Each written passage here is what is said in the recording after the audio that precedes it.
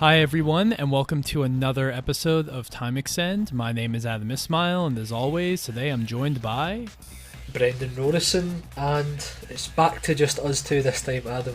We did have the amazing Jason on to discuss Hot Shot Racing with us last time, but it's just going to be the two of us this time. And in terms of the agenda, we've got another hot indie racer to talk about. What a month for indie racers it's been! And then also we're going to revisit the hot takes topic, because no matter how old that tweet has gotten now, we still see some more takes filtering in, and some of them just need to be discussed, let's be honest. Yeah, it's kind of funny they're colliding at the same time because the Indie Racer thing is just, I can't keep up. I mean, we had Hot Shot, there's Art of Rally. Pacer is, I think that's just around the corner, right? I think it was pushed back a little bit, but that's happening.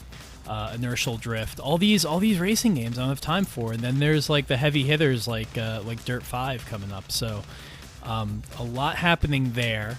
But we also wanted to talk about hot takes, and it's a good time for us to return to the hot takes topic, because if you're listening to this and you haven't seen, we kicked off our Racing Madness bracket earlier this week, where we selected 32 racing games, 32 of some of which have been considered the best racing games of all time, one time or another, and they're all fighting off with each other, and people are aghast at some of the pairings, and I mean, we'll leave that conversation for another day. I'm sure we will kind of do a download of everything once the dust is settled and we can finally crown a winner. Yeah, for sure. I mean, I think that'll need to be done. It's funny, I think some of the picks, people assume it's like our favourites, but surprisingly we eliminated some games that we would consider our favourites before it even began. And then in terms of the matchups, there's some matchups in there that are rounds of death, but that's what happens in these brackets. And yeah, I can't wait to discuss it once we see the overall results. It's clear there's going to be a few favourites, but I also think there'll be some shocks along the way. Yeah, and also I just want to say that if you think that the selections of games is overly influenced by what we like and don't like, consider that Sega Rally Revo is not on the bracket, and Gran Turismo 5 is, which, if this was a list of Adam's favorite racing games, Gran Turismo 5 would be so far away from that list that it would just be on another planet. But that goes without saying, so we'll focus on the topic at hand. Brendan, you've been playing Art of Rally. I have not been playing Art of Rally, but I think I have my reservations about most sort of like indie, specifically the top-down racers. Is never quite something I've really been a fan of. I can think about games I played back on, like, say, the Game Boy, or even like MotorStorm RC. They're cool. It's just never been my preferred way to play a racing game. But you really dig Art of Rally, and I wanna hear you talk about why it's sort of captivated your attention as much as it has.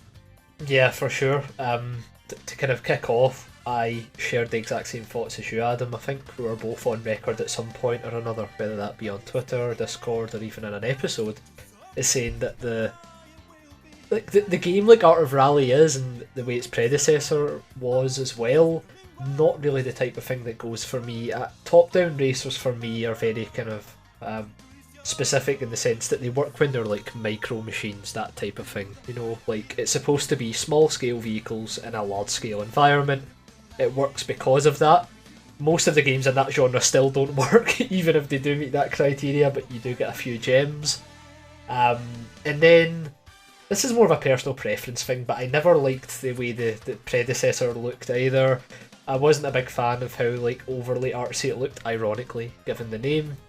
And I just didn't see much there that I would enjoy. Despite that, I decided to buy the game, and I didn't know much about it outside of the trailers and people sharing screenshots of how the game looks, because if we go into this discussion, one of the things I don't want to do is constantly go on about the aesthetics of the game, because it is absolutely stunning, I will say that, and the art style works a lot better than I initially thought it would, so that's fantastic. But my point there is, in the pre-release, everybody was just sharing how the game looked and praising the minimalism, as opposed to any kind of worthwhile commentary on how the game played or anything like that.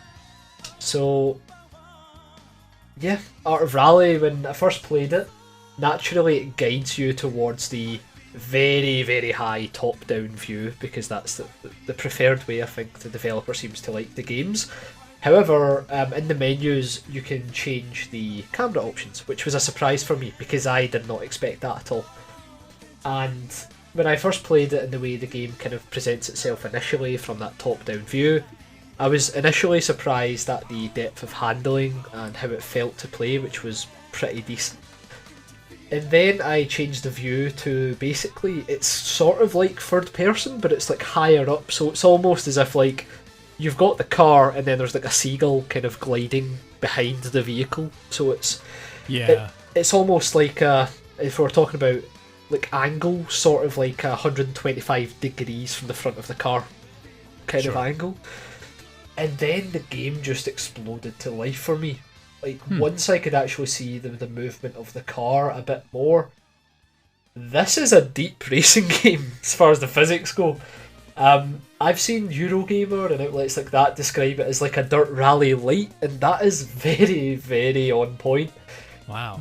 There's like a surprising amount of like sim techniques almost that apply to the driving, with like a nice layer of arcade over the top, where effectively the car does have like its own centre of gravity.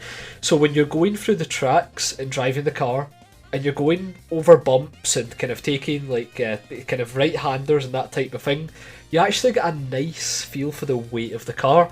Now, it sounds silly, but when it was at the top-down view initially, I didn't really appreciate that, but once I could see the game in a more traditional racing game light, it just sprung to life for me, like, in terms of the way the handling felt, in terms of the way that I could understand what the car could do and what it couldn't do. It became so much more apparent, and then it just became a joy to play. Like, I can't stress enough, my enjoyment of this game is not the very nice aesthetics, it's not the kind of mild humour that's in there, it's not the pretty nice, almost vaporwave-like soundtrack, which I do appreciate as well. All those stuff are common to a lot of indie racers, but ultimately when it comes to the driving experience, they tend to be pretty decent. On the side of Art of Rally, I personally feel that as of now in 2020, this is the best handling arcade racer I've played all year. It is absolutely brilliant. And I don't say that lightly, because we've played some good stuff, Adam, like there's been Hotshot, there's been Project Cars if you want to band that in there. Obviously that's a bit more in-depth given where that series has been. But in terms of raw understanding of what you're supposed to drive the cars like, it just clicks in Art of Rally immediately. And this is maybe where I think it might get a bit controversial for people. People compare it to Dirt Rally in some ways. I would say it actually compares very similarly to the old Colin McRae rally games, and that is pretty high praise, I would say. It's like... I would say that's the highest praise.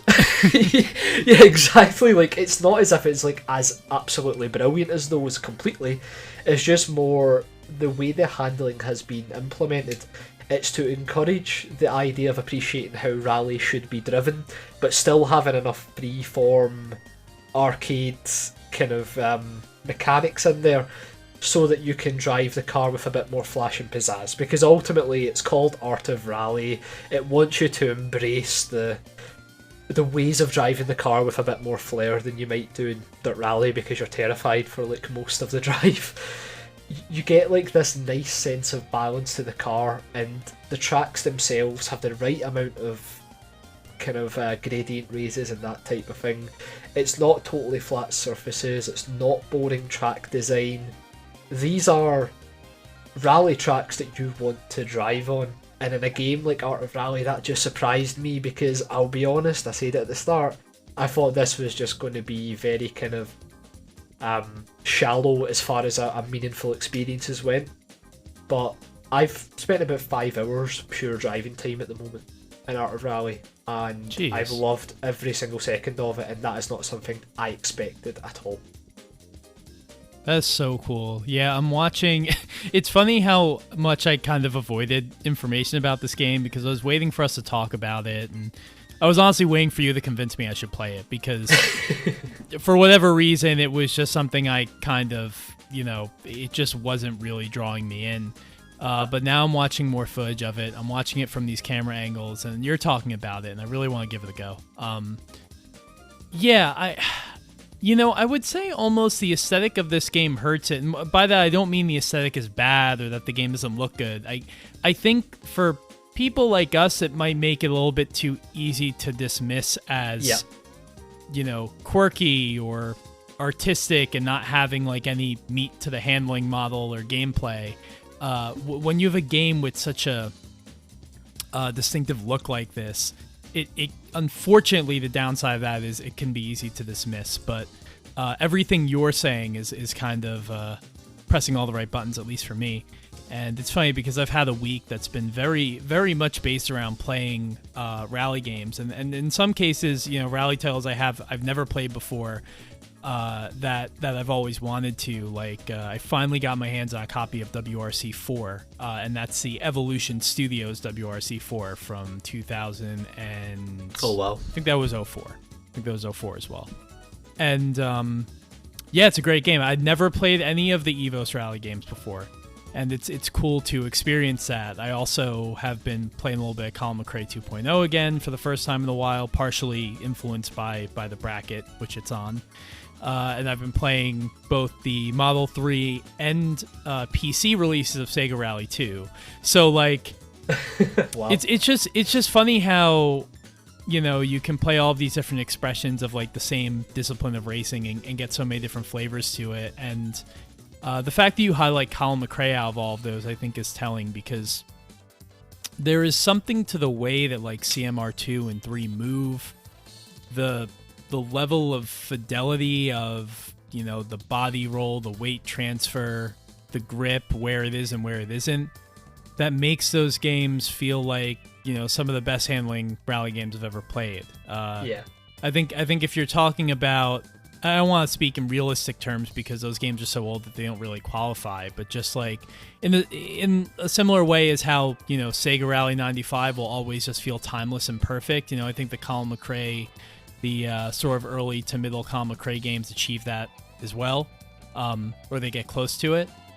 And I'm definitely up to play a game that sort of blends that handling model with also something that's a bit more, a bit calmer, a bit more of like it's not quite as sweaty as Dirt Rally, maybe. I think I'm up for that. I think that's it. Like, in my head, the way I was thinking about how to describe it, I had to go to a vastly different genre to quantify it.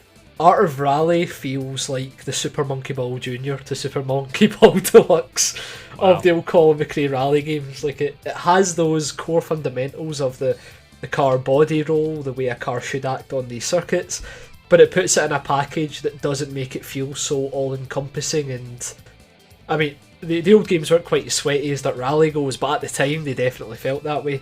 Yep. And the thing about rallying games in general is the reason I think that we get so many different interpretations of that motorsport specifically is because it's very easy to look at the sport and make up your own kind of mechanics of how it should work, because like rally racing, the motorsport itself is the very definition of drivers in the flow or in the zone.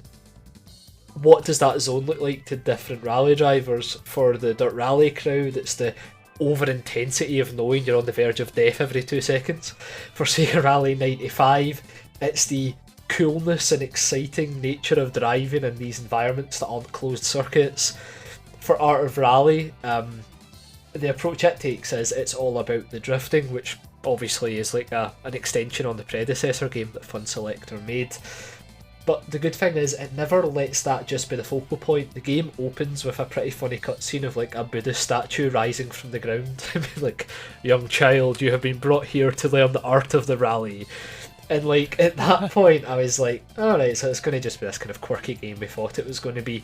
But then you actually start driving and you realise that even though it's got this coating around it, the actual driving experience feels really nice, and it feels so great to say that.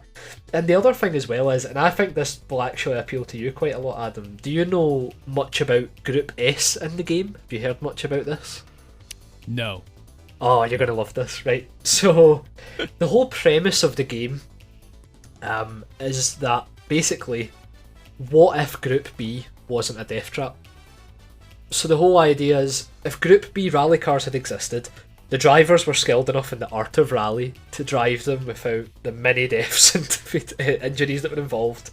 What would have came next if they didn't have to rethink those regulations and structures?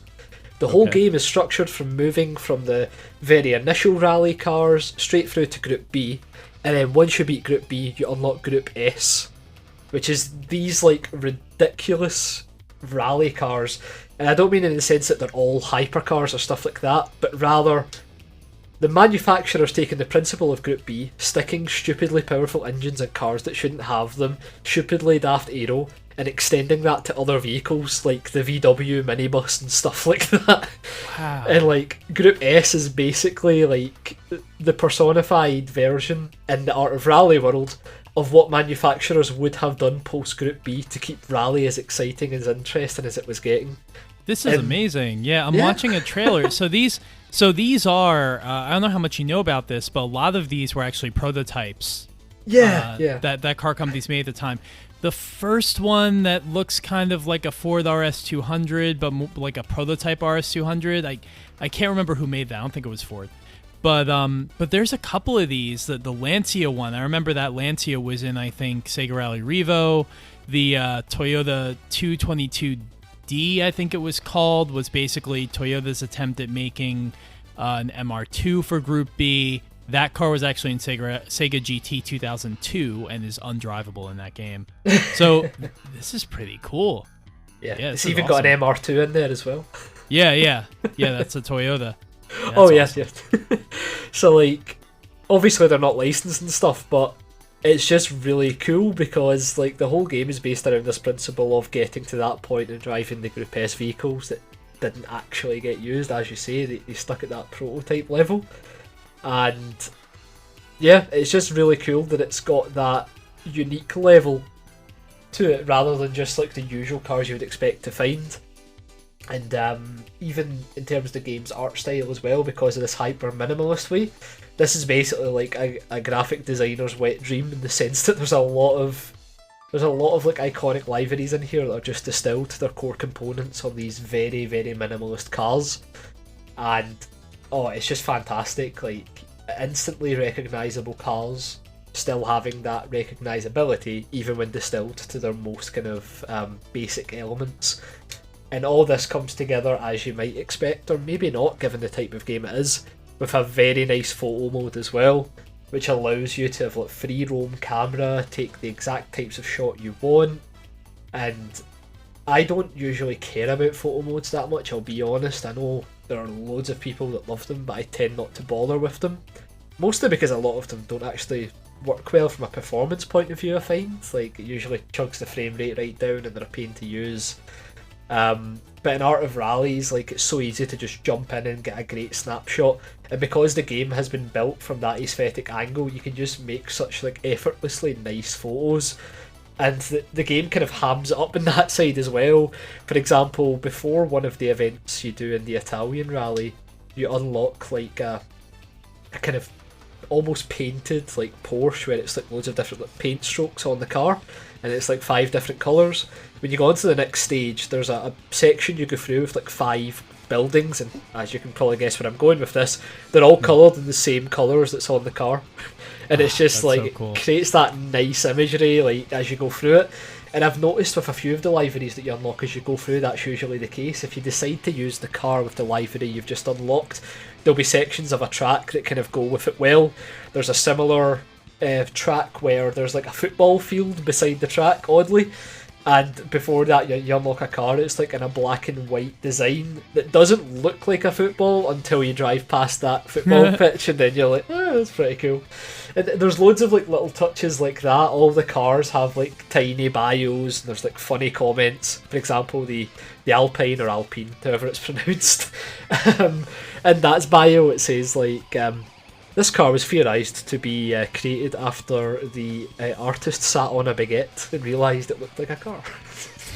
So it's like, that's there's fantastic. Loads of little comments like that, and like it's funny because I'll be honest, I'll put my cards on the table. I did not think this game was being made from a side of someone who loves rally.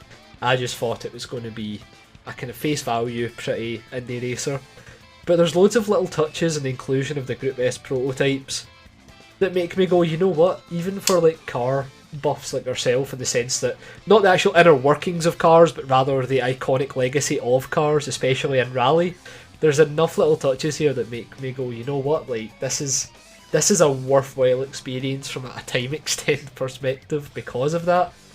And I'm just bowled over by how much I like it, because I did not like the look of this at all prior to release. Yeah. Wow. Okay. Yeah. So you sold me on it. I'm gonna get this game. And I'm sorry to bring this up because I'm sure lots of people listening know more about this than I do. But there's no Switch port, which I mean, yeah. There's no that console would seem... port at all at the moment.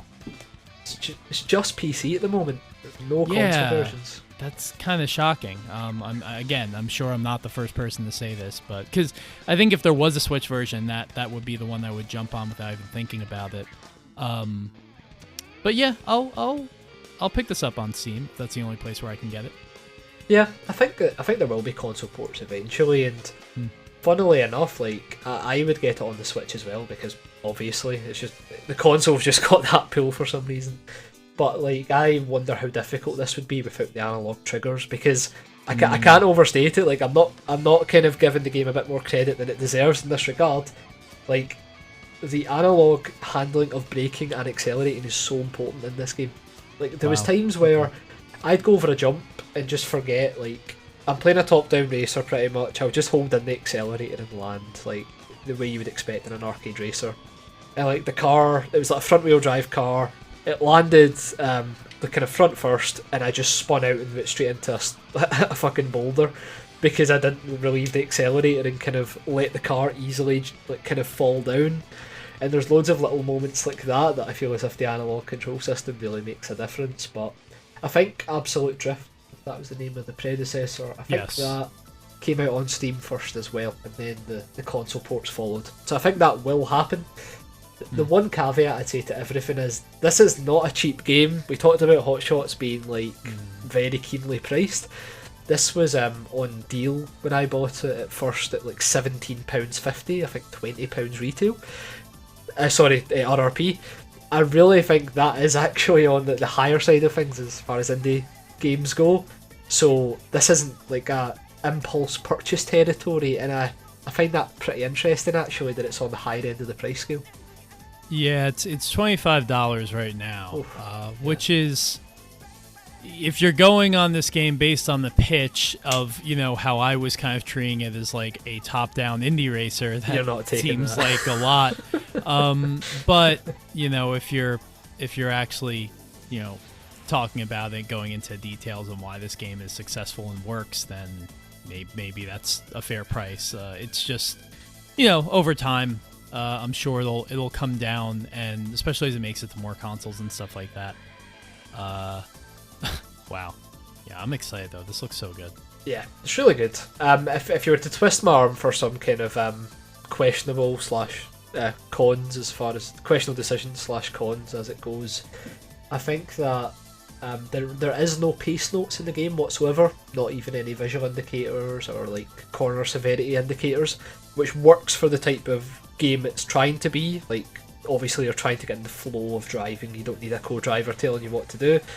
It's just that some of the track designs are very, very technical and can be difficult, especially when like it's like Finland and you're going over a jump straight into like a 90-degree angle. You can just like fuck it completely. Without any sort of indicator of how difficult it can be, sometimes it can feel a little bit unfair, but once again, if you're in the zone and feeling the game, it will come naturally, and I think that's what Fun Selector are going for. It's just something to bear in mind, even from an accessibility point of view, I suppose. You will have to kind of get used to driving each of the cars and understand how those react on the track, as opposed to being able to rely on the typical rally technique of understanding the pace notes and that type of thing. Sure. All right. Well, yeah, this is awesome. I love it when we have these episodes where I'm just like, I'm the latest person to the party of like everyone who's already played this game and been like, this is amazing, and I'm just sitting there. I'm like, I have to be convinced. But yeah, you've convinced me, so well done. Oh well, I'm happy for it because I felt as if I had to convince myself as well initially because, like, I decided to take a punt on it because I was just happy to see so many racing games released recently, like this month. It's been wild.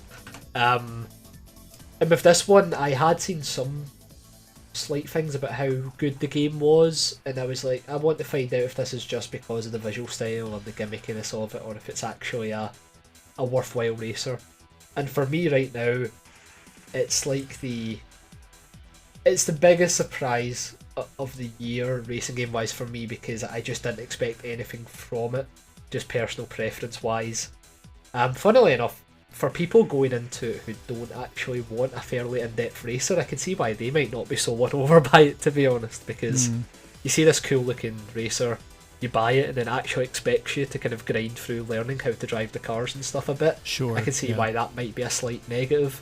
And going through the Steam reviews, that seems to be the recurring theme. For every 10 glowing reviews, there's that one person who, rightfully to an extent, says, I was kind of sold on this by the way it looked, the way it had this gimmicky style and stuff, and then I was shocked at how much it actually expected from me driving-wise. Yeah. Well, I feel like that's a hallmark of like our favorite games, you know, the ones that are sort of immediately appealing but deeper once you get into them. So, you know, it sounds like it's got that arcade racer mentality going for it, which is cool. But yeah, I think that covers our rally off pretty well, and now we can probably transition into hot takes round 2.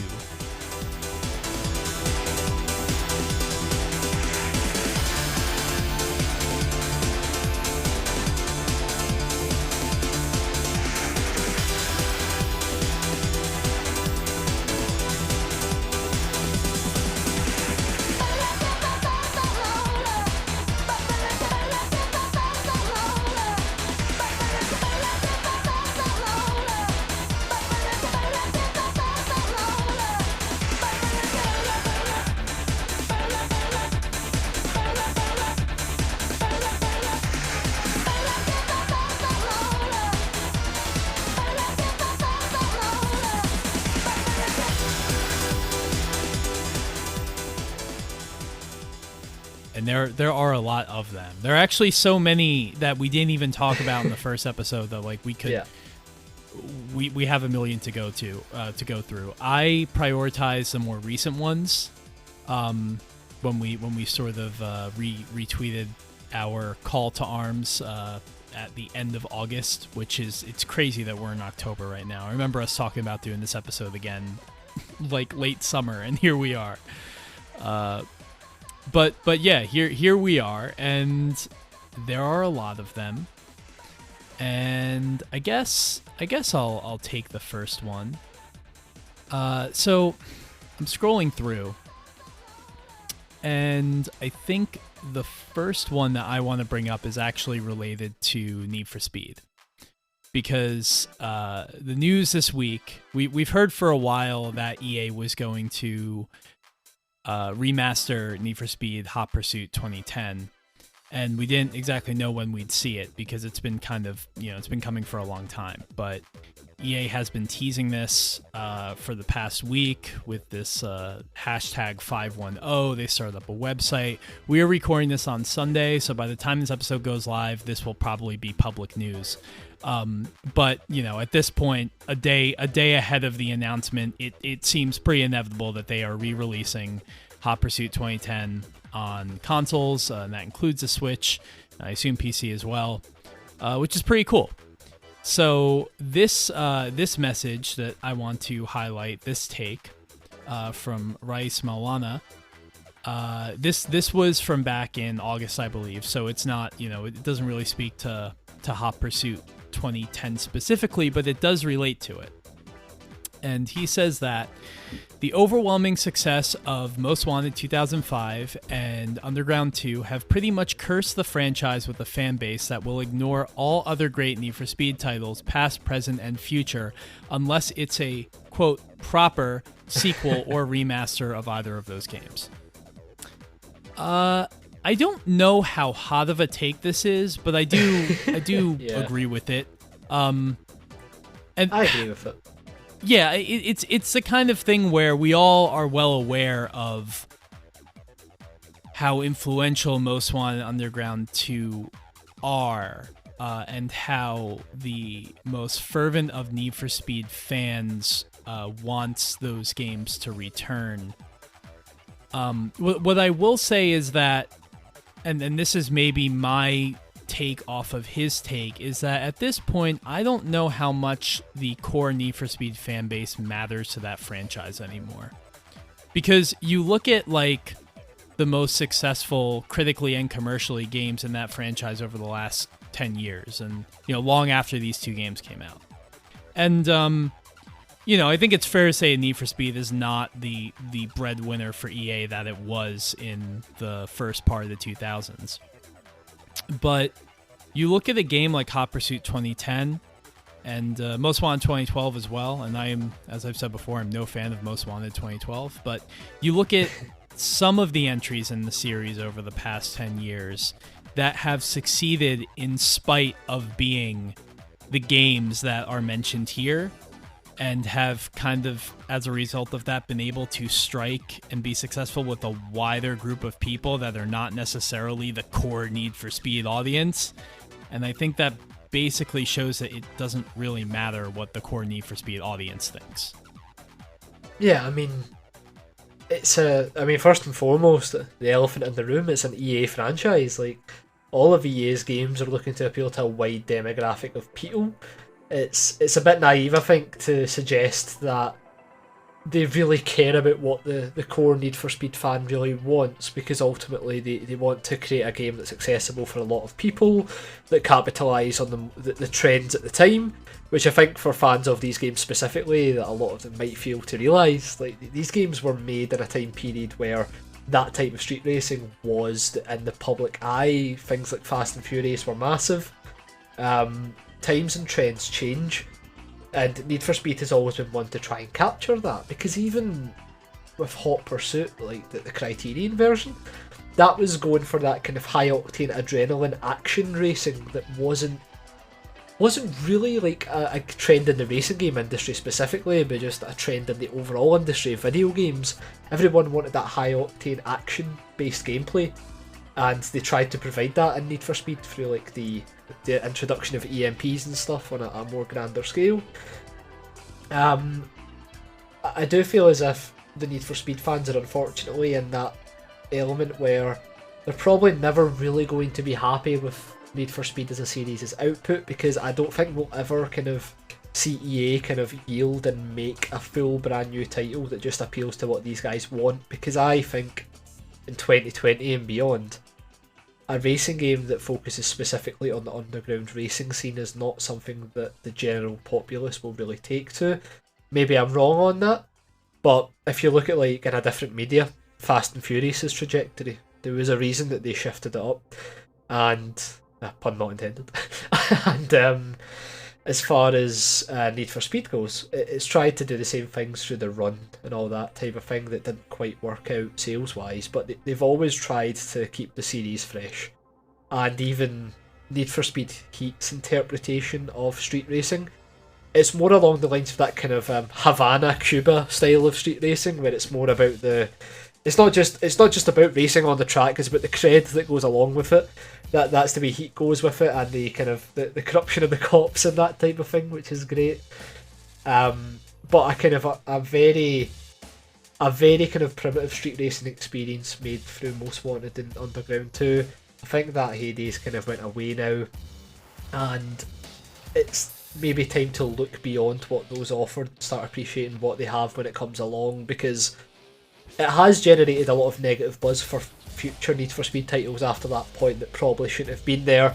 I mean, me personally, I've talked about it before, I absolutely adore the run, and that was basically slated for being the total antithesis to these kind of open world Need for Speeds, but it was great in its own right, in my opinion.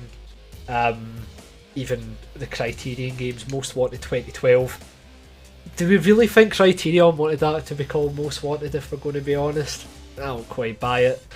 But clearly that was a decision made to try and appeal to this type of audience, and then from that point perhaps EA have realised that it's time to try and move the series on, and ultimately the success of the games will be driven by what the general population wants, which I think is why Need for Speed goes through so many changes iteration upon iteration.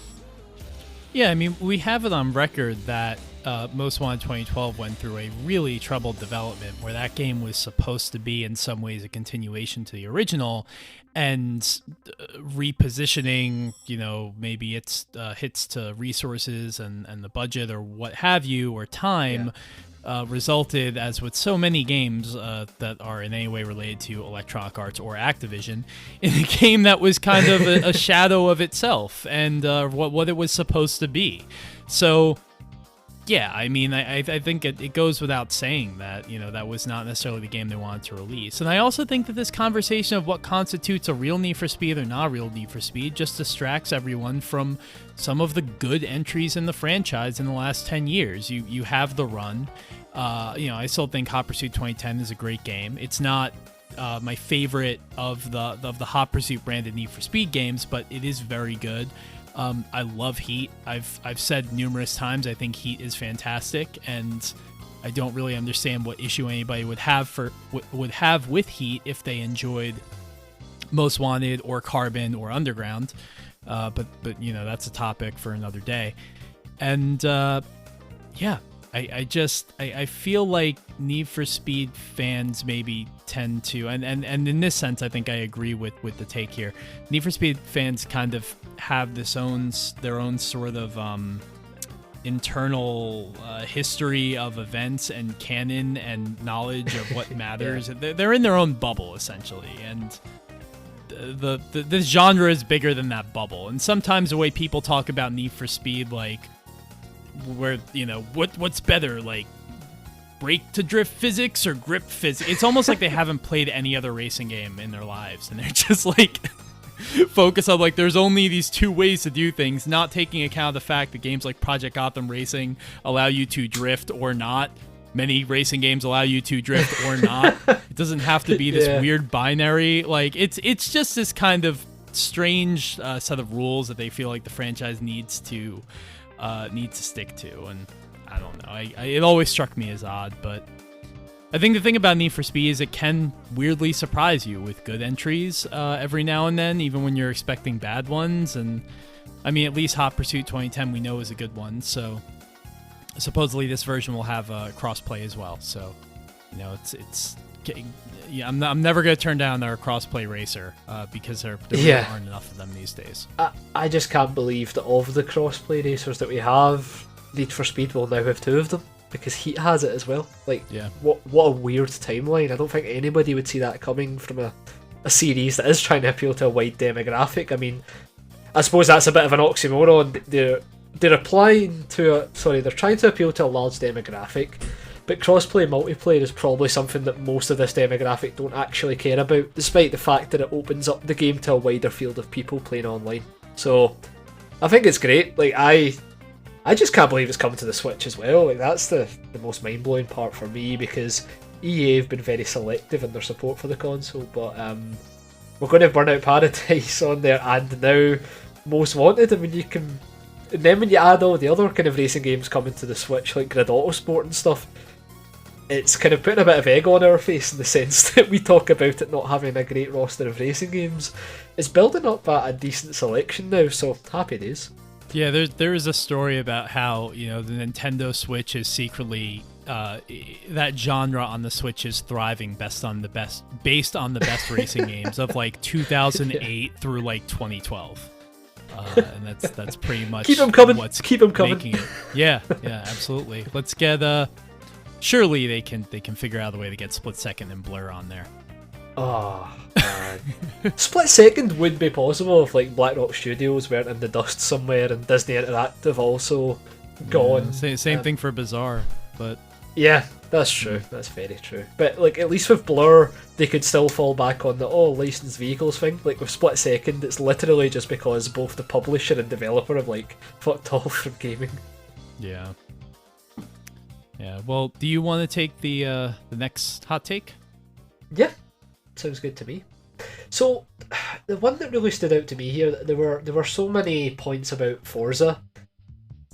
Um, a lot about Horizon, but also about motorsport. And the one I have from here, it's from a Garrett Emery, and he says like Forza Motorsport's mainline games just aren't good, flat out, just not good. Physics-wise, they're too floaty. Vehicles feel like they're on ice with unresponsive controls. Compared to GT, they are unplayable. Horizon, on the other hand, is a blast. The reason I chose this take is because I feel as if Forza Motorsport is a bit of a strange tale in how things can go awry very easily when it comes to racing game series. Because I think at one point there was a lot of fire under Gran Turismo's feet as Forza started to become more apparent as a potential competitor for the series. People loved what Forza was doing. I think Forza 4 was probably the peak of that, where there really was a focus on what are Polyphony doing, like how are they going to compete with this. But like as times went on, the Forza Motorsport games, saying they're flat out just not good is maybe kind of simplifying it a little bit, but it's a hot take, so that's the whole point. But I think like as far as Forza Motorsport is concerned, like it's very much became the sideshow to the main show Horizon series, which is a bit sad really given Motorsport has the real heritage. Yeah, I mean, there was this interesting thing that happened where Forza Horizon, when that game was announced, it felt like an experiment. It was like, let's see if we can take a sim-based physics model and series and sort of kind of whip up this makeshift open-world arcade racer based off of that. And it was a massive success, and that series has now become the de facto accessible mainstream racing title in the world, and it's kind of crazy. And it is helped by the fact that, you know, Microsoft and Playground and Turn 10 have that sort of every other year approach that has kind of been broken by the fact that we didn't get a new Forza Motorsport game last year or this year.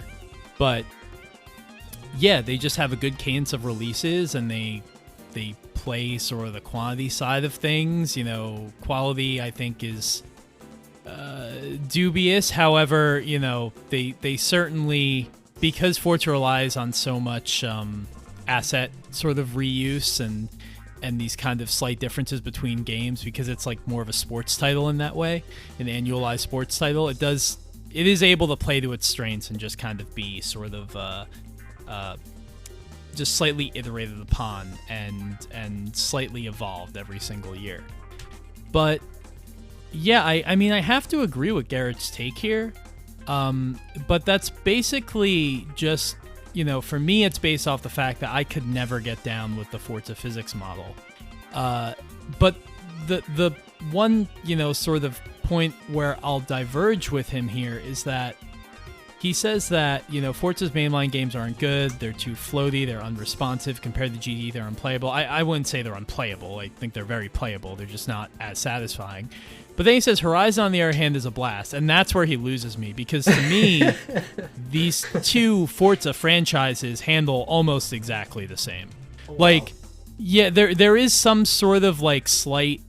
Horizon will definitely make things easier on you, but it doesn't do a whole lot. I think if you pull back all of the assists and everything, you can and maybe apply some of the assists on the Forza Motorsport side of things, you can create two series, you know, two racing games that more or less handle the same, depending on how many assists you don't want on one side or how many assists you do on the other.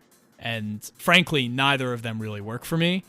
But that's me. I think there's something about the limit of grip in with the Forza physics engine where I just feel like the game doesn't really ever want me to have it, and when I lose it, it's kind of very dubious as to what state the tires are in. I don't know if it's a tire model thing or what, but I just feel like the game just kind of encourages you to have little control, but it doesn't feel good. It just kind of feels like I'm like mercilessly skidding all the time. And I mean, maybe that works better for a full-on simulation, but I think for Horizon it's actually more of a problem, because you're encouraged to play Horizon like like the ridiculous arcade racer that it is, where you're bounding across hills and yeeting yourself off of mountains and crap.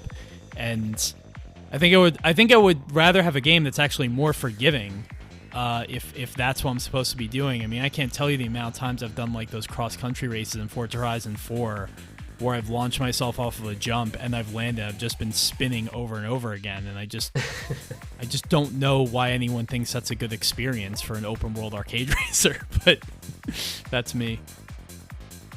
I mean, this is a hot take from me, live on the air. The worst driving experience I've ever had in the so-called Simcade games is the 787B in Forza. It's literally the worst car I've ever driven. Like, it's like, it handles like it's on ice, like Garrett's saying, and it's also at the same time trying to drive like a race car. It's just an absolute fucking disaster. Whenever I think of like Forza, that's what I always think about. When I start playing and I'm driving the hot hatches and stuff, I actually quite enjoy it a lot. But it's like when it gives me the racing cars, it's trying to paint this picture that we've talked about a few times where, did you know that racing cars are incredibly difficult to drive? That's realism. It isn't. Like, that's the thing. Like, Forza goes down that route of making cars harder to handle by making them more slidey. And it just makes like the latter half of those games really uninteresting and unappealing to me. I do quite like Forza 7 from what I've played, because they kind of toned that down a bit, but I think it was Forza 4 heralded as one of the kind of peaks of the series. I was just blown away compared to like Gran Turismo at the time, how annoying cars were to drive. I think that's the best word for it. It didn't feel fun, it didn't feel challenging, they just felt very frustrating and un-car-like.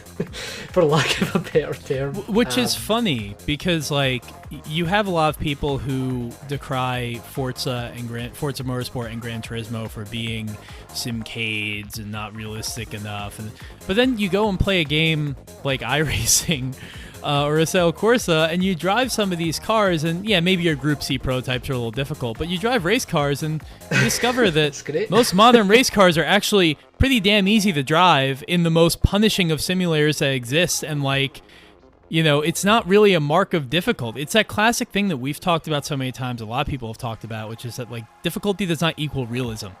You know, in some cases you will have cars that are harder to drive, you know, in a simulator compared to your comparable arcade racer. But I will hold up Need for Speed 2015 as a shining example of how an arcade racer can be more broken and impossible to handle than like your most difficult car to drive in iRacing. I will put my hand on my heart and say that, because like, holy shit, you can have some broken arcade racing games that make driving way more difficult than it ever has to be. Yeah, it's a fine balance to walk. Like, another good example is when initial impressions for like Assetto Corsa Competizione came in, and there was sections of like the sim racing community that automatically separated itself from it, because some of like the more prevalent sim YouTubers described it as easy to drive, and it's that kind of like being totally removed from reality to forget that the GT3 series that it's based upon is literally based on consumer cars. It's like the based whole point on is like consumer a very cars rich guy with traction control being mandatory and on all cars. I don't understand. So it's like, when we're talking about cars being difficult to drive, yes, like older racing cars, older Formula 1 cars should be harder to drive. But if we're talking about modern hypercars and supercars, they're built to be driven fast, therefore they can be driven fast. And like the point you made about iRacing's a really good one, because driving those MX-5s the first time is an exercise in hell, because they just feel as if they've got no grip. They're very difficult to drive, and people kind of immediately separate and go, if I can't drive that in iRacing, I won't be able to drive the IMSA series. And it's such a shock when you get put in an Audi or something in the IMSA series, and it's just like the car basically drives itself, and it's like basically just whispering to you, all you need to do is find the speed, I'll do the rest. But like the MX-5 on the other hand is just like, you will learn to drive me because I just love skidding. Yeah, no, it is funny the first time you play iRacing and you're just like, wow, it really is as difficult as they say. But if you pay the $15 or however much it costs now to get a new car, you discover that, you know, depending on what you pick, maybe some of those like later open wheel cars or something like that. Yeah, it's just it's like night and day. It's like, wait, what was the problem here? Like, I remember some back in the day, because I haven't played iRacing for like 10 years, but like some GT2 cars were actually easier to drive than that Mazda, which is pretty hilarious when you think about it. Yeah, the thing about the Mazda as well is, like, because it's like small sprint races, the tyres aren't warm when you start. So like that's another thing. A lot of people forget about the tyre model in that game being like crucial to the overall physics modelling. So it's, I mean, I'm not making this into an iRacing discussion, this is a time extended episode, but just in general, to bring it back to the main point, difficulty does not equal realism, and I feel as if at one point or another kind of Turn 10 went down that route, and it kind of led to the detriment of the series overall. Yeah, so, alright, I feel like we need to, because we don't want this episode to go for much longer, but I think we need to turn up the heat and come through with some really spicy takes, and maybe allow ourselves only a short amount of time to respond to them.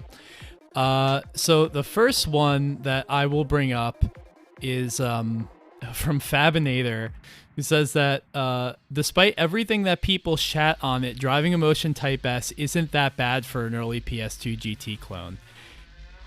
Given the response to Driving Emotion Type S in the Time Extend community, especially at Discord, is that it is like the worst racing game of all time. It's really bad. However, I am actually going to go on record and agree with this take, because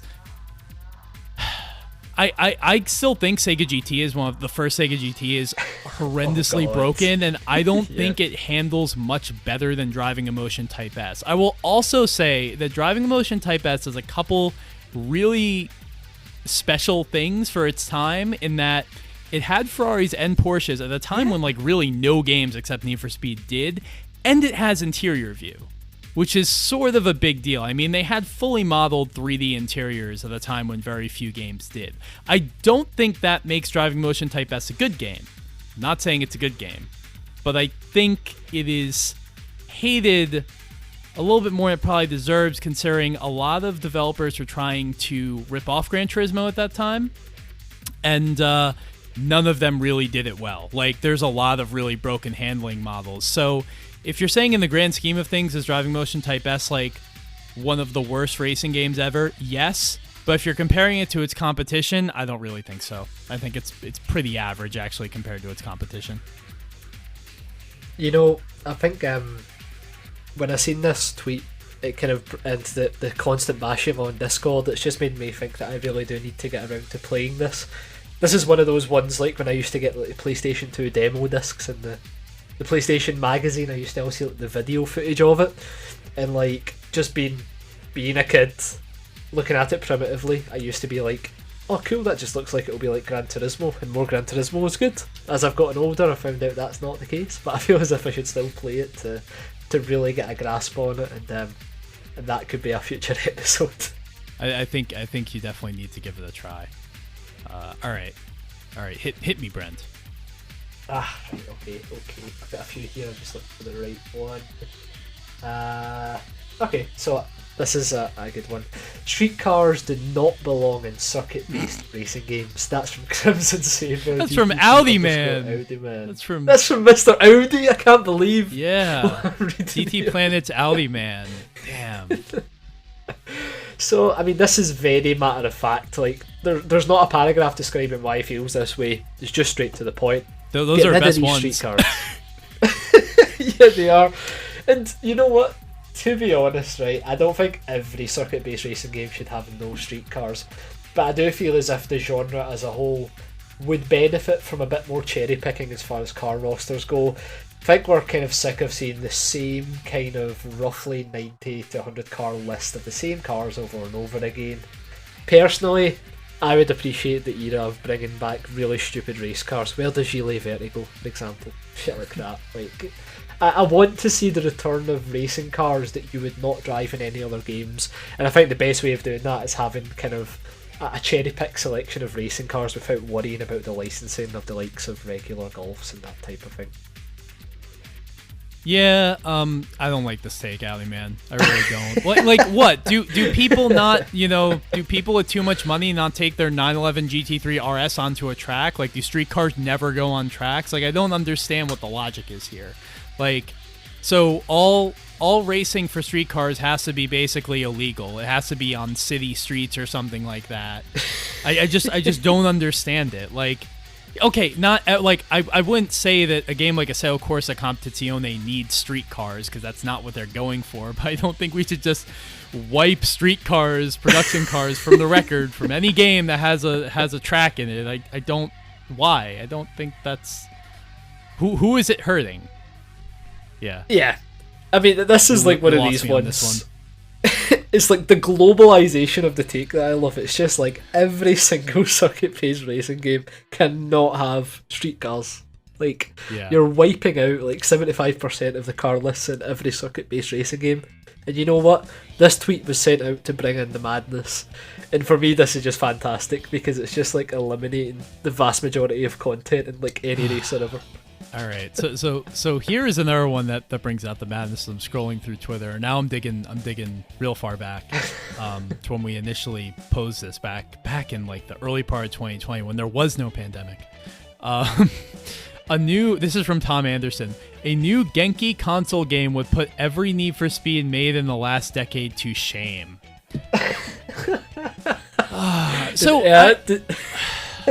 I don't understand why Genki is hailed as much as they are, which I think already is going to get me some hate. They have made some fantastic racing games, but everyone I know that enjoys the Tokyo Extreme Racer series or Shitoku Battle series or whatever you want to call it usually says that like 70% of them are crap or bad or janky or unfinished. Like, don't hear a lot of people going to bat for, like, I don't know, Tokyo Extreme Racer, like one of those drift games, like, for example. Like, the problem here too is I haven't played all of them. I've played some of them over the years, but like I remember when like Import Tuner Challenge came out, it's like you either have someone who said that this game was fantastic or it was awful. Like, Genki is not infallible, so I don't really know where this is coming from. And I love TXR2. I think TXR2 is a fantastic game. That's the Tokyo Extreme Racer I've played the most. Have it on Dreamcast. I've loved it my whole life. It's great. But Genki's kind of all over the place. I think it's pretty fair to say. I mean, God, Daytona USA 2001 was a mess. Oh yeah, exactly. Like you say, Genki's not infallible. I would argue that in terms of their output, it trends towards most of their output being pretty shit. They occasionally have a gem, and I say that as somebody who absolutely loves like the early Tokyo Extreme Racer games. And I think like this point also goes for those really complaining about the bracket that we put together. Just because it's your favourite racing game does not mean it can be considered objectively the best racing game of all time. We all love those games that sit in that 7 out of 10 category, and a lot of Genki's output sits in there. There's nothing wrong with it. You just don't have to paint it as if they're better than they are. Yeah, especially when, okay, every Need for Speed made in the last decade, so we're talking, where are the best Need for Speeds made in the last decade? The Run, Hot Pursuit 2010, Heat. I would say that all three of those... Maybe TXR2 is better than those games, at least in my opinion, my personal opinion. But you can't automatically assume that any new Genki racing game that they would make would automatically be better than all three of those Need for Speed games. You just can't. Like, yeah, nah, I'm not on board to this one at all. I think we went through the nice kind of answers to a lot of the takes, but I'm enjoying that we're kind of airing out some of the I more feel like this is takes what here. I feel like this is what this segment is really born for. So I think we're doing it justice now. So I've got another one here. This is from Daily Kong. Screen name Daily's Conquest. Wipeout is nowhere near as great as F-Zero. Now this is a personal bone to pick on this one, Adam, so I'm sorry, but I seen this one and I cannot take it. I get all you F-Zero guys out there loving your Captain Falcons and all that speed and stuff, but Wipeout was iconic. It personified an era, especially here in the UK, of like underground music, amazing art design, Designers Republic involved. Come on, Prodigy, DJ Fresh. You know what I mean? Like, the Wipeout encapsulates everything about like that type of anti-gravity racing. For me, F-Zero is a nice extension on the Mario Kart formula that blossomed into something beautiful in GX. Wipeout, on the other hand, was always made with a very specific vision, and it stuck to it perfectly. I get why people love F-Zero. Saying that Wipeout's never been as great as it for me, that's just a crime, man. Yeah, I also think, I don't know why F-Zero is beloved as it is as a series. You know, I love GX, but I always toot the horn of like, well, you know, that one was made by Sega, so obviously it's good. But like the you know, like X is really sparse and just really, I feel like F-Zero is that series that just prioritizes speed and says fuck all to everything else. Like, there's in most of those games, there really isn't much depth. It's just trying to move you as quickly as possible. Which I don't think is necessarily like a hallmark of a Nintendo racing game. I think there is a lot more depth in Mario Kart 8, for example, than there is in most F-Zero games.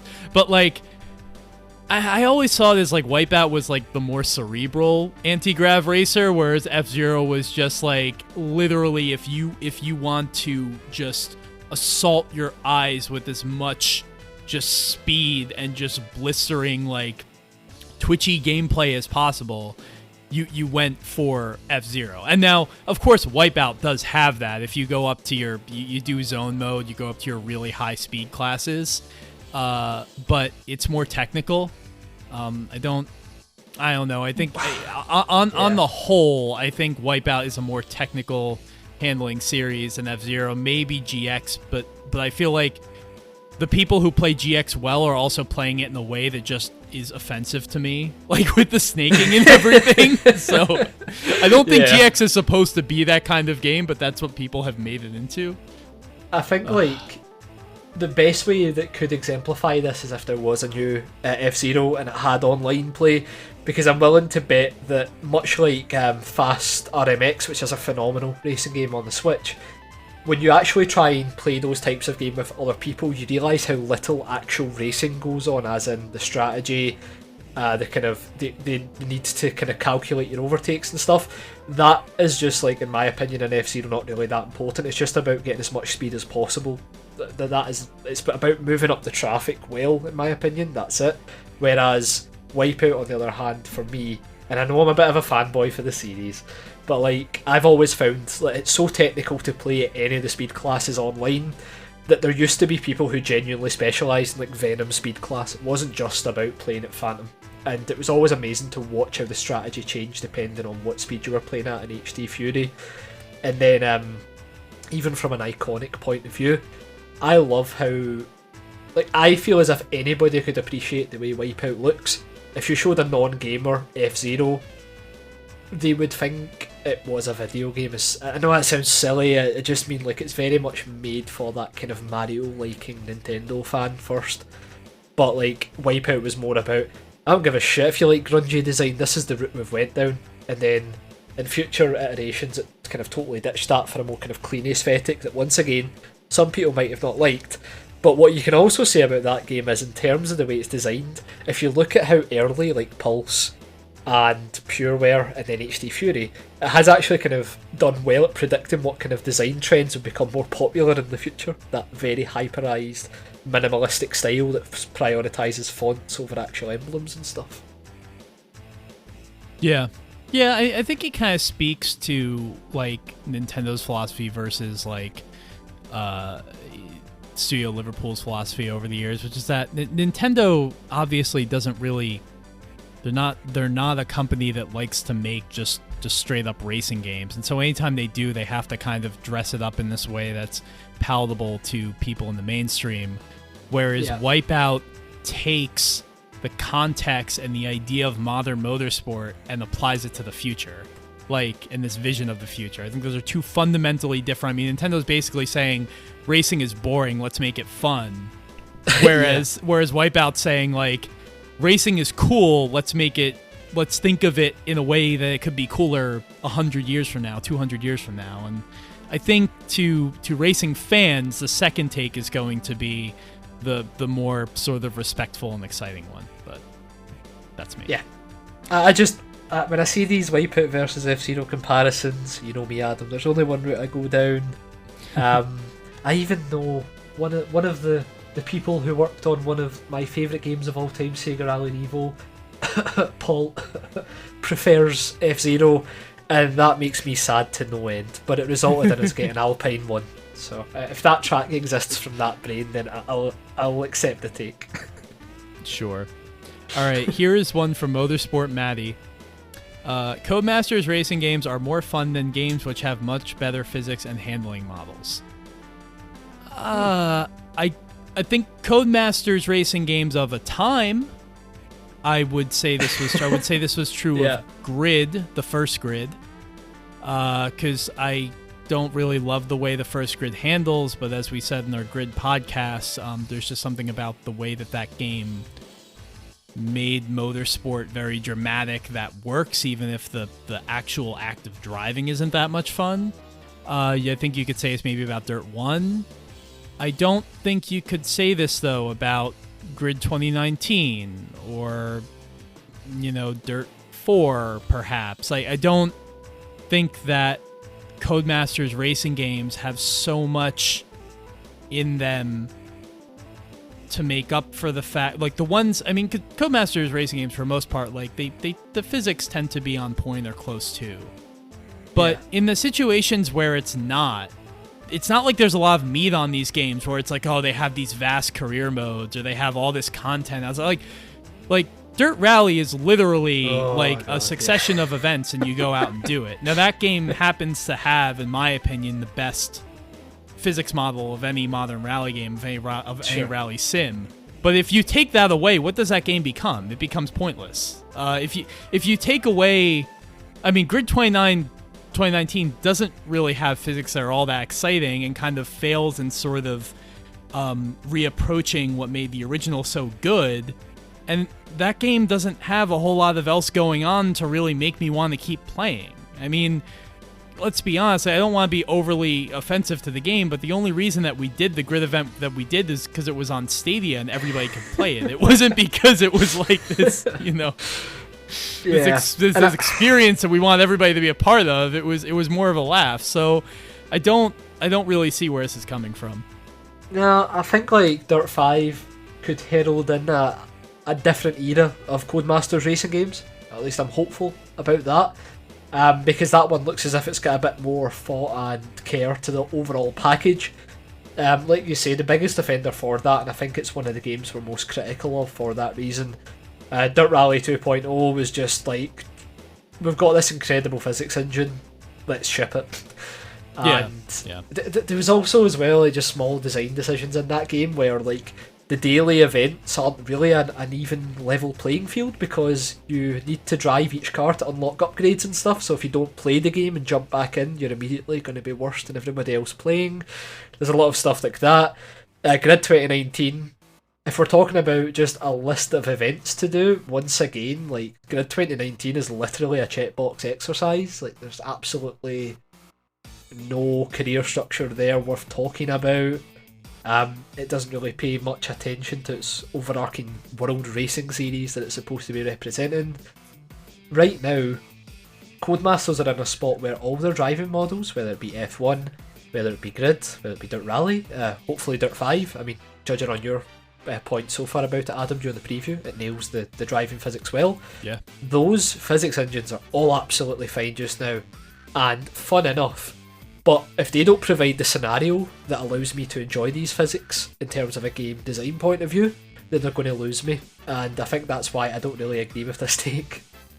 Yeah, I think it's as simple as saying that, like, the Codemasters racing games that we tend to like are the ones that have the physics, and it's because when they lack decent physics, there's nothing else there. That's been true of the last several, iterations of these franchises. I think F1's kind of a different case because F1's an annualized sports series, but yeah, physics are all they really have, and that's not necessarily like it sounds critical. It's not as critical as it maybe sounds. Like they do like their rallying physics are perfect to me. I wouldn't change a thing. Like, yes, they make me tear my hair out because Dirt Rally 2.0 just makes me ill with how sweaty and difficult it is. But like, I mean, those games feel excellent. I wouldn't change a thing. But we'd like to see more outside of that, and I think that kind of right there, that sort of is the antithesis to this take. Yeah, totally agree. Do you think we've got time for one more? Yeah, let's do one more. Cool. So, the next take that I wanted to discuss to finish us off was by Maddie at _ Velocita _. Basically, this take says that people who take racing leagues online, whether that be through the games themselves or organised through forums and discussion boards, far too seriously make it embarrassing to watch sometimes. These games should be about fun first, even in these organised environments. And I really agree with this take, because I feel as if simulation games by their nature are more serious. I agree with that. But I don't think every single game has to be treated like the pinnacle of motorsport when you're dedicating like 2 hours of your week to racing. It's like, these leagues exist so people should be able to have more fun, not necessarily so they can brag about winning or get overly invested in terms of like not putting the fun first and getting really annoyed if people in the series aren't maybe as good racers as other people. Perhaps there's incidents where people crash, that type of thing. From what I've seen, and from what I've experienced in everything outside of iRacing, ironically, I think I've said that before, that's actually been a great experience. There are times where somebody makes a small mistake and it's just so amplified and people get really worked up about it. People start to kind of forget as well that the fun is in the driving and just start to care more about winning, that type of thing. I think like ultimately what this means is we strip away the fun from the games and focus more on the competitive side of it. And I think that those two should go hand in hand. And I feel as if the reason that arcade games get more frowned upon as well in these kind of more modern days is because people can't kind of treat it as if it's like them being Lewis Hamilton on the pit wall. Yeah, it's funny because the way that I kind of experience all things you're talking about, and then this take speaks to, is something that we were talking about a couple weeks ago with regards to Project Cars 3, and something that we experienced when we did our Project Cars 3 race, which is that we were unsure of whether or not to have rules on, mainly because we were concerned about penalties and track limits. And there's this weird thing that's kind of happening where it's like every single racing game now is really clamping down on track limits and that specifically.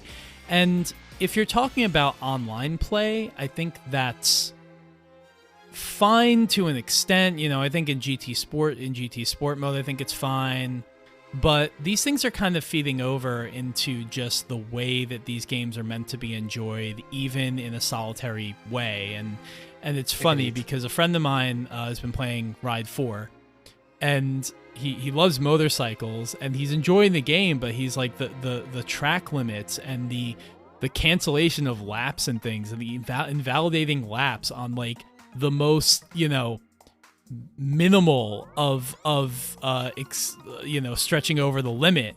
Even tracks where you have these curbs where like, you have the regular like red white stripe part of the curb, and then you have this green part beyond it. It's like, well, depending on what you're talking about, the green part of the curb might be considered fair.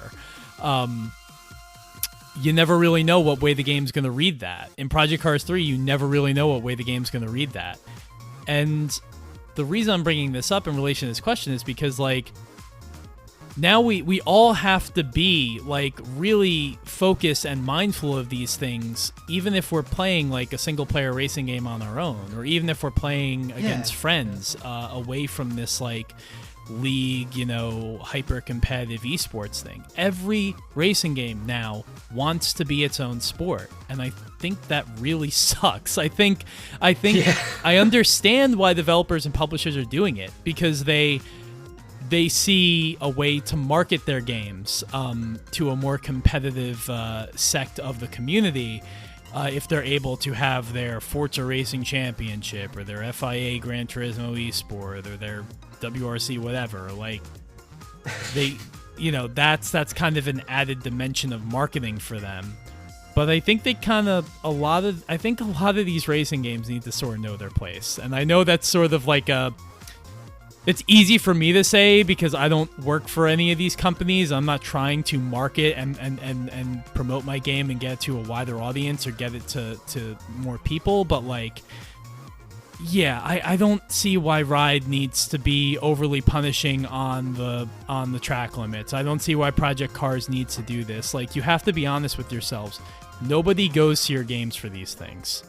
And I know that's sort of crushing and like overly critical to say about some of these games, but it's the truth. I think that kind of feeds over into the communities. And it kind of creates this feeling of like everyone's taking shit too seriously. And I think there really should be times where these things, you know, are really taken seriously and are entered with that mindset, and times where we can just like kind of kick back and enjoy it for what it is. But that's me. I mean, as you're talking about that, I'm just thinking about all the times in Project Cars 3 that I've just been like so incensed because the game is trying to have me make it this hyper serious thing when, you know, the game isn't really all that realistic to begin with. And most of the challenges are based around whether or not I can arbitrarily draft a car in front of me for a minute. It's not based around, you know, setting a lap that we're going to see if, like, is better than Lewis Hamilton's lap that he set last year at this track. Like, who the fuck gives a shit? Yeah, I think, like, the issue is as well, what this creates is there's no in-between between hyper-professionalism and just shitposting in driving game form. So you'll get, like, lobbies that turn off all the restrictions and everybody just acts like dicks, but then you've got the lobbies that has all the penalties and the track limits and stuff in place, whereas like part of me pines for like the days of GT5 Prologue on the high speed ring when everybody would wall ride round one of the corners because that was like the fastest way to go around it, and it was just like, it was so funny because it became like its own little meta of how to take that specific corner, and nobody got incensed about it. I mean, probably some people did, but it wasn't like a massive thing, whereas if like a game gets one track limit wrong in Monza, it's going to be a fucking 40-page thread somewhere of people just moaning and getting annoyed by it. In the case of Project Cars 3, I'm glad you brought that up, because there has been times where I've literally just Windows tabbed out of the game because I've just been like, you want me to hoon the shit out of this car? And then like I go over a slight road marking on like the Tuscany circuit. It's like, nah, I don't have the time or consideration for that. Like, it's not that type of game for me.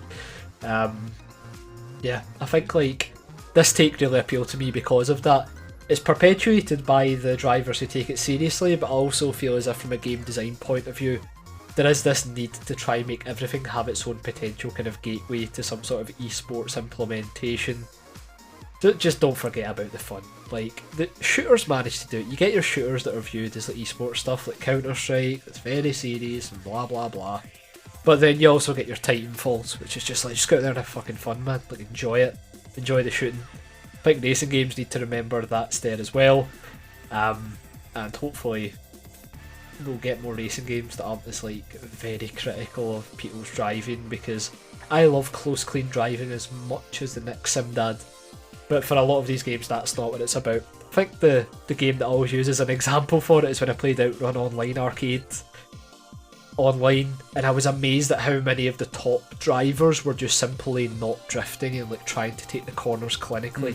And I'm just like, is that really why you play Outrun? Yeah. Like to understeer your way around. How much bends? fun Like, is get this? the fuck, man. And yeah, and I'm not saying that we don't need ranked modes that do rely on, you know, strict adherence to track limits and that do punish you for exceeding those limits and whatnot. I think penalties, I think stuff like that is fine. I just don't think it needs to be blanket applied to every single aspect of this game. And I think specifically if I'm playing by myself, I shouldn't have to deal with any of it. And I should at least be able to turn it off, you know? This stuff only really matters when you're playing with other people who are taking it as seriously as you. Or perhaps more so, but that's not really a consideration when we're having a single player experience. So that's just exactly. my feeling. I think like one last point about this to make was like very recently Donkey posted a tweet, very popular YouTuber, saying that he was getting the hang of Gran Turismo, and it was just like him barreling down the Forza, the first corner at Forza, like smashing into someone, hitting the chicane and like totally 360 in his car and ending up back on the road. And there was just so much concern trolling in the replies, and it's like, this guy is literally like a comedy YouTuber. Nobody's going to watch the way he plays Gran Turismo and be like, yep, that's the way to play the game.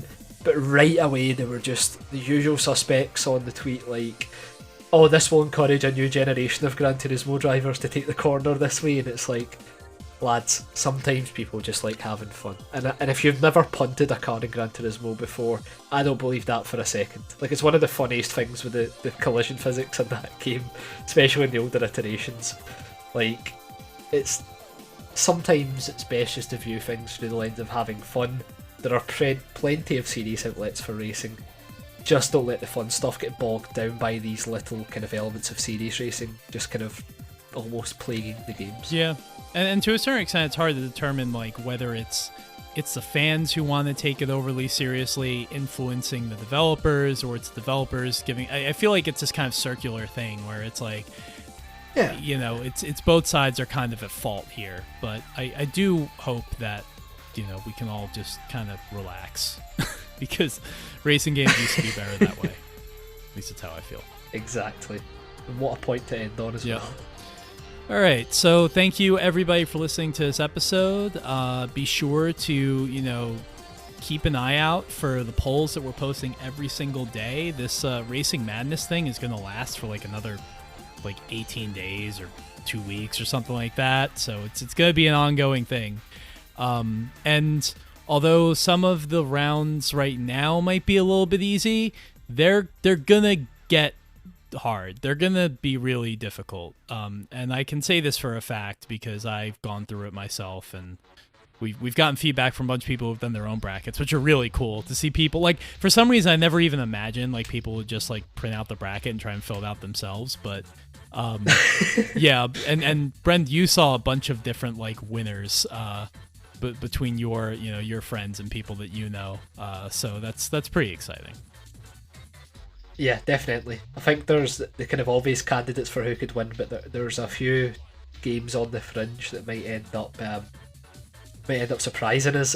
Just as a good point of that, the matchup between Forza 4 and Colin McRae Rally right now is currently 48%, 52 in favour of Colin Wow, McRae. that guy even that closer. It was like 62. Damn. Yeah, exactly. Yeah. So I think if Forza Motorsport 4 can run Colin McRae that close and maybe even take the win, who knows?